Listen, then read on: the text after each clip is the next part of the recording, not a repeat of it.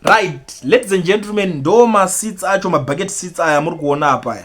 Ya, pakaipa. Mubvunzo wangu manje wawe kuti ndo maisirwa rinenge rakatoita rakatodai so. Koma kumpo anenge akaiswa pai. Romana Zimbabwe so.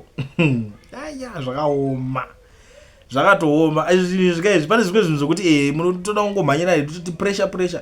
Bozi ini ndandifungoti mastadium kunzi kubhanwa akakangaitwa kwekwe yange iri nyaya yekuti vanhu vari kugara pachiconcrete like cheche. It was not like that.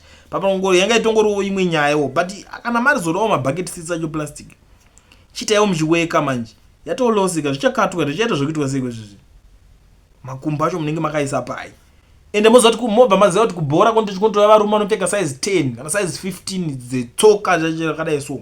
Saka unofanira kutose kaspace kacho ndikutoona kaspace kanotopinda apa kutora kuti ground racho rese karotoda kutombotora rimbori rinovhetwa kutotanga kukatwa ndo zvoda kutomboitwa ipapa roda kutombokatwa chairo ground racho pachavo votombotanga kugadzira futi maconcrete zvacho zvazviripo kudhara so that anotanga kuzonyanya achita se achinyatsofita noti kuti manje gumbo unozogara wakarisa panomwe munozozvibisa vamwe kakomana unozvibisa vamwe anenge akarowa white pressure yachoka.